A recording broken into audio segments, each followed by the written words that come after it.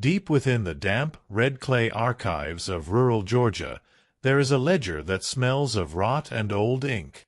Most records of the 1850s are mundane: bales of cotton, weather reports, birth dates. But the entry for March 1851 at Wickliffe Plantation carries a chilling warning. The overseers called her an abomination. They said her skin was a map of a cursed world, a sight so horrifying that grown men refused to stand in her shadow. They thought she was a monster to be hidden in the kitchens. They were wrong. She wasn't the monster. She was the reckoning. In just 7 years, this woman, Sarah, would go from a $30 damaged purchase to the sole owner of the 1,200-acre Hafford fortune. She would bury her master, silence the state officials, and dismantle a dynasty from the inside out. This isn't just a story of survival. It is a story of a calculated, sinister, and breathtakingly successful coup. Welcome to Wickliffe. Lock the gates. The Abominable One is waiting. The visual terror that Sarah cast over Wickliffe Plantation was rooted in a profound biological mystery that the 19th-century mind was utterly unequipped to comprehend. To the overseers and the enslaved alike, her skin was not merely a medical condition but a physical manifestation of a spiritual or moral disturbance. The stark, jagged borders where her deep obsidian complexion met patches of deathly, translucent white created a visual dissonance that felt violent to the observer. Men who had survived the harshest frontier conditions found themselves unable to maintain eye contact, gripped by a primal fear of the unknown. They called her the Abominable One, a title that transformed her from a human being into a living omen of misfortune. In the sweltering heat of the Georgia sun, her presence seemed to distort the light around her, making her a pariah before she ever spoke a word. This condition, which we now recognize as vitiligo, acted as a powerful social barrier that Sarah eventually learned to use as a suit of psychological armor. While the other workers found safety in the uniformity of their appearance, Sarah's distinctiveness made her an island of isolation within the crowded kitchen house. The superstition of the era suggested that such markings were a catching rot, leading her peers to recoil from the very tools she touched. This forced distance provided her with a rare and dangerous commodity on a plantation, a sphere of absolute, unmonitored privacy. In a world where the enslaved were constantly watched, the horror of her skin granted her a cloak of invisibility born from disgust. She existed in the margins of the estate, a ghost moving through the shadows that everyone was too terrified to truly investigate. Thaddius Hafford's first encounter with this damaged merchandise was a calculated study in the intersection of cold logic and visceral human revulsion. As the trader Augustus Webb pulled back her collar to reveal the marbled patterns of her neck, the air in the yard grew heavy with a collective, stifled breath. Most men saw a liability, a worker whose presence would incite riots, slow production, and bring a curse upon the harvest for the season. But Thaddius was a man who lived by the ledger, and he saw a woman whose market value had been utterly decimated by a harmless lack of pigment. He recognized the sharp, intelligent stillness in her eyes even as her body was being appraised like a broken piece of farm machinery. For $30, he purchased a woman who was perceived as a monster, unknowingly inviting a mastermind into his home. The aesthetic of the Southern Gothic is defined by this very tension between the beautiful, orderly facade of the plantation and the grotesque reality beneath. Sarah's physical appearance served as a constant, jarring reminder of that tension, mirroring the fracturing world of the Hafford family and the Georgia elite. The fluted columns of the Greek Revival main house stood in ironic contrast to the mottled and abominable skin of the woman who would soon manage its secrets. Her presence turned the landscape into a hall of mirrors where the lines between the master and the servant began to blur and dissolve.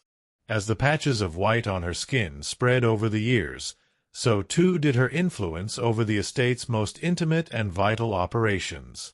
The visual corruption that the overseers feared was actually the slow, methodical bleaching of Thaddius Hafford's absolute authority. Within the kitchen house, the flickering firelight played cruel tricks on those who were forced to share the workspace with the woman they called a nightmare. The shadows would stretch the white patches on her hands, making it look as though she were turning into a spirit before their very eyes. This psychological warfare was not of Sarah's making, yet she did nothing to soften the blow, allowing the fear to act as a silent sentry. While the others whispered of curses and the evil eye, Sarah was busy memorizing the household accounts and the precise flow of the master's personal wealth. She understood that if people were too afraid to look at her, they would never see what she was actually doing with her time. Her skin became the ultimate distraction, a loud visual scream that masked the quiet, deadly precision of her mounting ambition. Ultimately, the Abominable label was the greatest miscalculation the white society of Hancock County ever made regarding the power of a human soul. They were so focused on the irregular pigmentation of her face that they failed to notice the terrifying symmetry of her mathematical mind. By framing her as a monster, they gave her the freedom to operate outside the rigid social expectations that bound every other woman on the property. She was neither a field hand nor a traditional house servant. She was a category of one, an anomaly that defied the binary of the era. The very marks that made her worthless on the auction block became the symbols of a new, ruthless order at Wickliffe Plantation. When the state officials finally unsealed the records, they found that the horror was never in her skin, but in her brilliant, vengeful success. The shift in power at Wickliffe was not seized through a violent uprising, but through the quiet, cold precision of mathematical dominance and systematic infiltration. Sarah's rise began the moment she decoded the inefficiencies within the plantation's ancient ledger systems, recognizing that data was a far more potent weapon than any physical blade. While the other domestic staff focused on the grueling labor of the hearth and the laundry, Sarah was mentally mapping the flow of every cent. She realized that Thaddius Hafford, despite his obsession with control, was drowning in a sea of rounding errors and outdated agricultural accounting methods. Her mind operated with a fluency in numbers that bypassed the limitations of her status, allowing her to see the estate's future before it arrived. By reorganizing the spice cupboard into a logical inventory, she proved that she could manage the small things with a lethal efficiency. Thaddius Hafford was a man who worshipped at the altar of logic, and Sarah spoke that language better than any white clerk he could have hired. During their first real exchange, she didn't plead for mercy or better treatment. Instead, she pointed out the cumulative errors in his recording of partial units. She demonstrated how his rounding methods were slowly siphoning away the profit margins of his 1,200 acres of prime Georgia cotton land. Her ability to translate complex agricultural data into actionable strategy fascinated a man who had spent his entire life in a state of intellectual isolation. He saw in her a mirror of his own meticulous nature, a realization that was both exhilarating and deeply dangerous for the plantation's social order. This was the moment the master-slave dynamic began to dissolve, replaced by a partnership built on the cold, hard facts of the ledger. As Sarah moved from the heat of the kitchen to the mahogany silence of the study, she began to take over the plantation's high-level administration. She was no longer just a servant. She was the architect of Wickliffe's survival during a period of extreme economic volatility and impending environmental disaster. Her pen moved across the leather-bound books with a confidence that suggested she was born to hold the reins of a vast and complex enterprise. She drafted business correspondence that was so sophisticated and legally sound that Thaddeus's creditors never suspected a woman in chains had written them. The intellectual breach was complete when she began to advise on crop rotation patterns and the restructuring of the estate's growing debt. Every successful calculation she performed further solidified her position as the indispensable brain behind the Hafford family's fading and fragile prominence. The overseers and neighbors viewed this intellectual partnership with a growing sense of dread, sensing that the traditional hierarchy was being dismantled from within. They could not understand how a woman they considered damaged could hold the attention of a seasoned planter for hours on end behind closed doors. They saw her presence in the study as a form of witchcraft or manipulation, unable to grasp that she was simply more competent than any of them. Sarah remained a silent, watchful shadow during meetings, gathering information on every man's weakness and every field's yield per acre for her records. She was building a mental database of the plantation's vulnerabilities, ensuring that she knew more about the land than the men who physically worked it. This information was her currency, and she hoarded it with a ruthless dedication that would eventually pay her back in full. By the time the drought of 1850 began to scorch the Georgia soil, Sarah had already implemented a modified irrigation system based on her own calculations. She had anticipated the water shortage by analyzing years of weather patterns recorded in the old archives, a task Thaddius had never thought to undertake personally. Her foresight saved the crop while the neighboring Crenshaw estate withered into a brown, dusty ruin of failed ambitions and lost capital. This success was not celebrated. It was feared, as it proved that Sarah's intellect was the only thing standing between Wickliffe and total ruin. Thaddius found himself relying on her judgment for every major decision, effectively ceding the operational control of his entire life to his $30 purchase. The ledger, once a tool of his authority, had become the very instrument through which Sarah would eventually execute her legal takeover. The final stage of this intellectual coup was the total erasure of the boundary between Thaddius's personal interests and Sarah's calculated long-term goals for the estate. She had reorganized his library and his life into a system that only she fully understood, making herself the sole gatekeeper of his fortune. When the fever finally struck and Thaddius's health began to fail, there was no one else who knew the codes or the creditors. Sarah sat at the desk while the master lay in bed, the transition of power appearing as routine as a morning bell. She was the one who held the keys to the safe, the titles to the land, and the secrets of the Hafford legacy. The abominable clerk had become the master of the books, and in the world of the plantation, he who owns the records owns the reality. The social architecture of Wickliffe Plantation was a fortress of rigid hierarchies and unspoken rules that Thaddius Hafford had spent a lifetime reinforcing until Sarah's arrival. In the stifling atmosphere of Hancock County, a planter's status was maintained through a delicate dance of public displays, marriage alliances, and the presence of a refined mistress. Thaddius, however, existed as a ghost within his own social circle, a grieving widower whose emotional isolation had left a vacuum at the heart of the estate. This void in the domestic hierarchy was the crack in the foundation that Sarah would eventually use to bring the entire structure down. Without a wife to manage the household or a sister to guard the gates, Thaddius was vulnerable to an influence that didn't fit the traditional mold.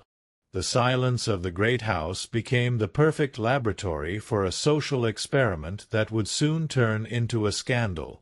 Robert Crenshaw and the other neighboring elites watched from across their fences with a mixture of pity and growing suspicion as Wickliffe's social lights dimmed. They saw a man who had retreated from the annual harvest balls and the courthouse lawn barbecues to bury himself in the cold comfort of his ledgers.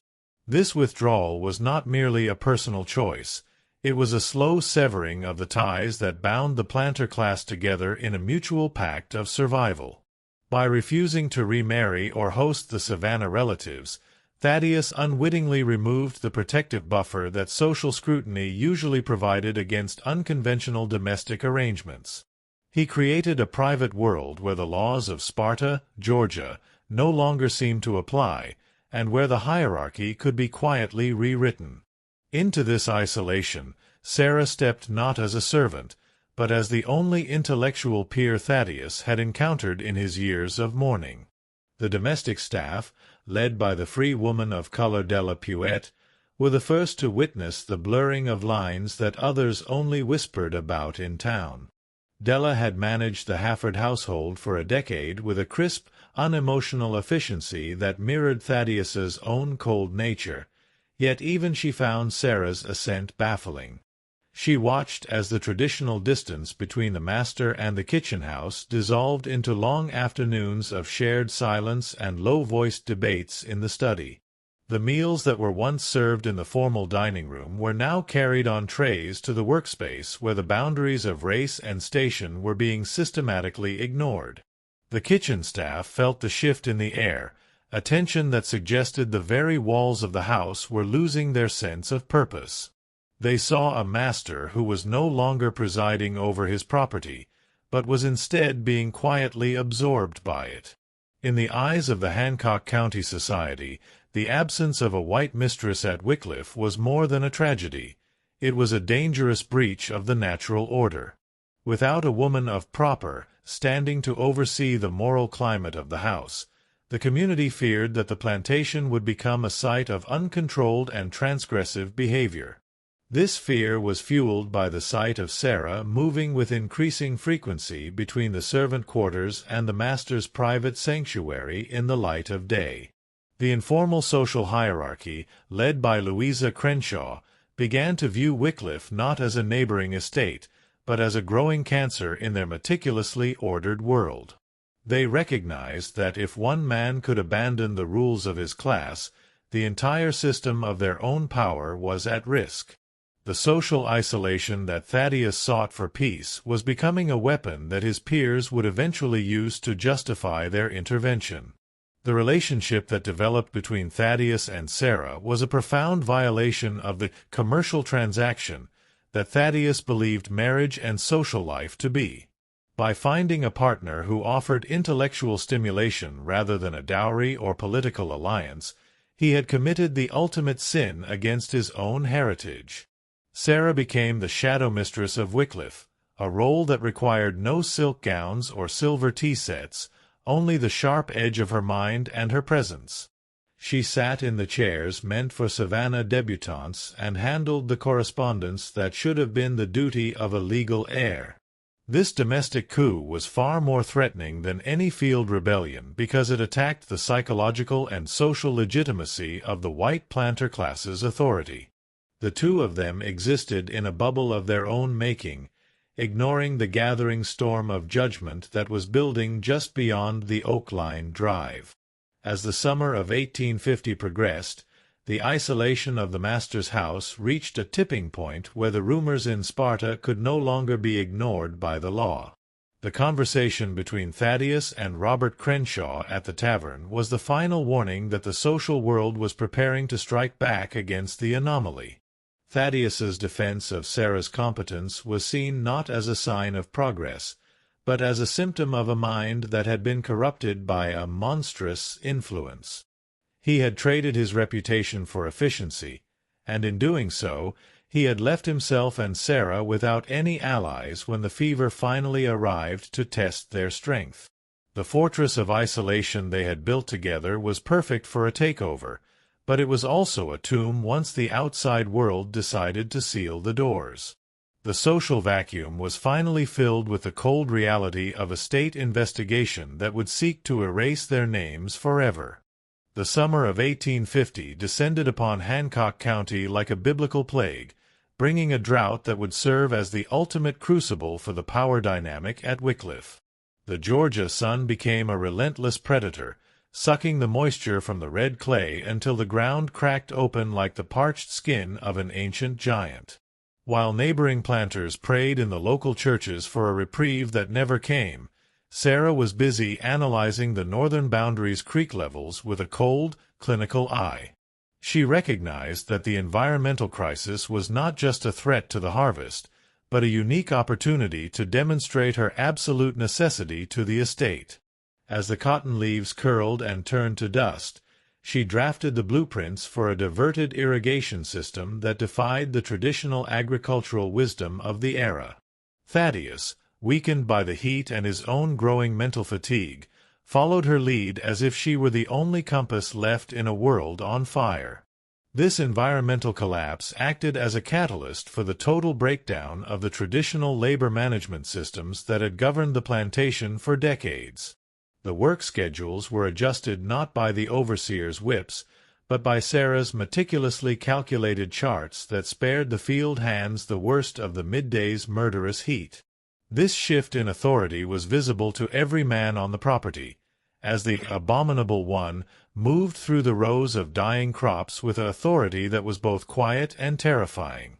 The overseer Daniel Tucker watched in silent fury as his traditional role was bypassed in favor of a woman who seemed to speak with the voice of the master himself.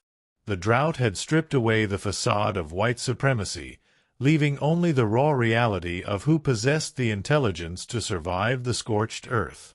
Every bale of cotton saved by her irrigation plan was a nail in the coffin of the old social order at Wickliffe. As the water levels in the wells dropped to dangerous lows, a persistent and suffocating fever began to seep into the slave quarters and the main house alike. This was the Red Death of the Georgia swamps, a sickness that thrived on the bodies of those already weakened by the relentless rationing of the summer. Thaddius Hafford, already thinned by stress, began to succumb to a hacking cough and a shivering malaise that no amount of expensive medicine could touch. In the vacuum created by his physical decline, Sarah did not merely assist. She assumed the total administrative burden of the 1,200-acre estate. She moved through the makeshift infirmary in the storage barn with a terrifying calm, directing the distribution of fluids and the isolation of the dying. The fever was the chaos she needed to finalize her grip on the gears of the plantation's internal and external survival. The atmosphere at Wickliffe grew increasingly Gothic as the smell of burning pine and sickness mingled with the heavy, unmoving air of the drought-stricken valley. The death toll rose among the workers, but Sarah's record-keeping remained flawless, noting every loss with the same detached precision she used for cotton yields. While the outside world viewed the fever as a divine judgment, she saw it as a logistical challenge that required a firm, unwavering hand to navigate. She was the one who negotiated with the frantic traders in Sparta for supplies that were becoming increasingly scarce and expensive. Her voice, once a whisper in the kitchen, was now the one that commanded the gates be locked and the work be carried out despite the presence of death.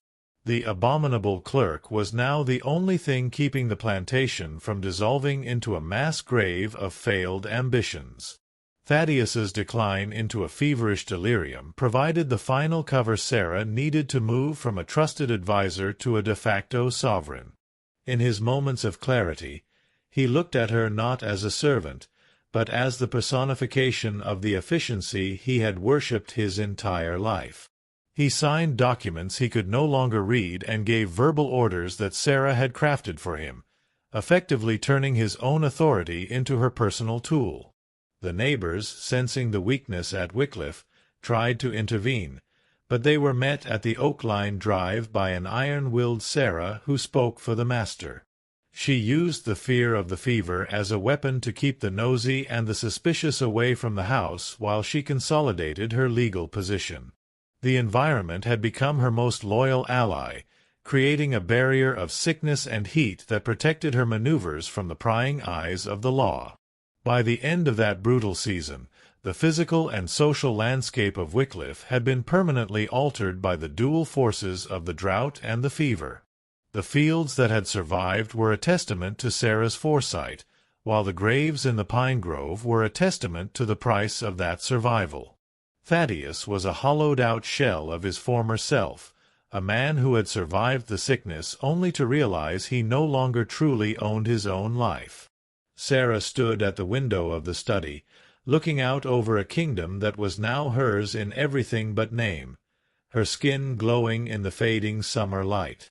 The crisis had proven that the rules of the world were fragile things that could be scorched away by the sun or burned away by the fever.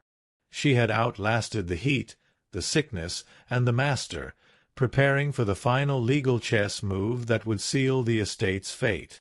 The final unraveling of Wickliffe Plantation was a legal masterstroke that left the state of Georgia paralyzed by the sheer audacity of Sarah's strategic maneuvers. When Thaddius Hafford finally drew his last breath in the spring of 1851, the local authorities expected to find a messy estate ready for a predictable auction.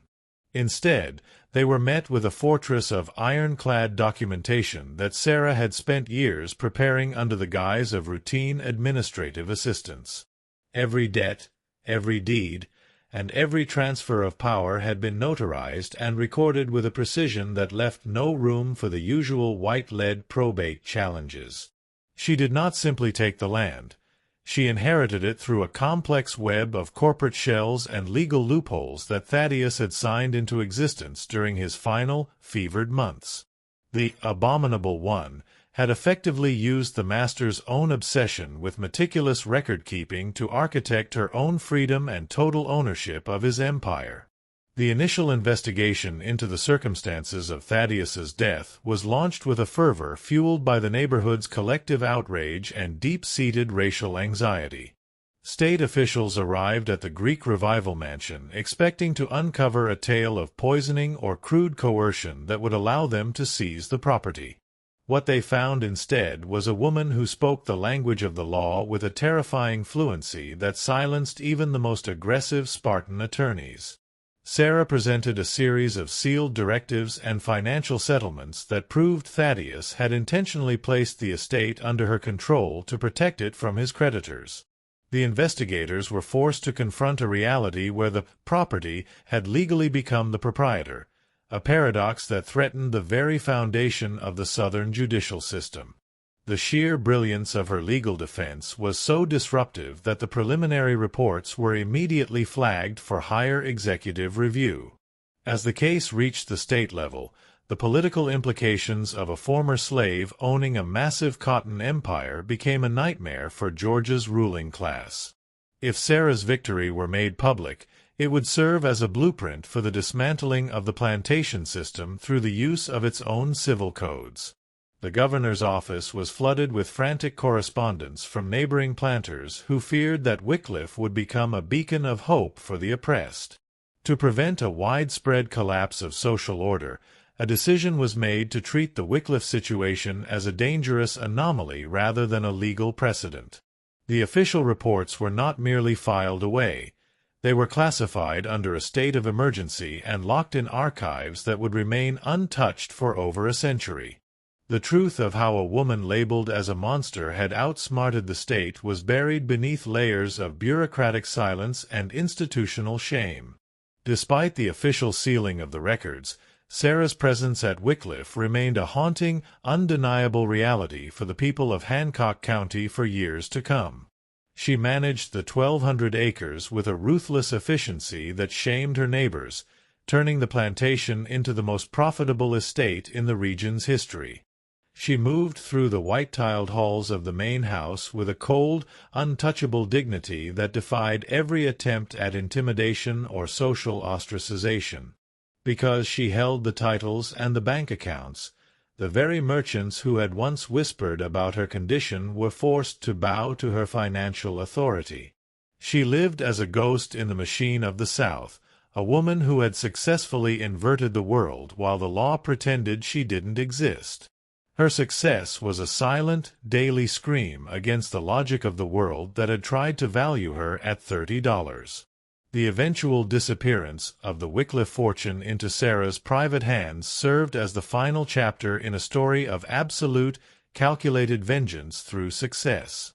By the time the Civil War arrived to tear the South asunder, Sarah had already liquidated much of the estate's tangible wealth into Northern and international holdings. She had used the years of state-sanctioned silence to move her assets beyond the reach of the very officials who had tried to bury her story. When the Confederate economy collapsed, Wickliffe stood as a hollow shell, its true value already transformed into a legacy that the Georgia archives could no longer track. She had not only taken the plantation, she had stripped it of its power and transferred that power into a future that was entirely her own.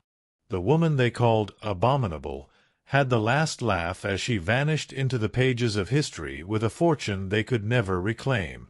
Today, the story of Sarah and the Wickliffe Plantation exists only in the fragments of those once sealed ledgers and the whispered legends of rural Georgia. The documents, finally unsealed in the modern era, reveal a woman of such staggering intellectual depth that she remains an enigma to historians and legal scholars alike. Her skin, once used as a mark of shame, became the visual signature of a woman who refused to be defined by the limitations of her birth.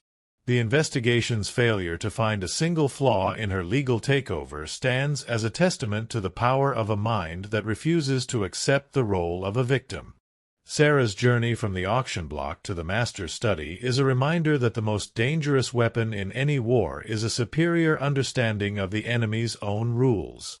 Wickliffe may be a ruin now, but the echo of her calculated victory still vibrates through the red clay of Hancock County.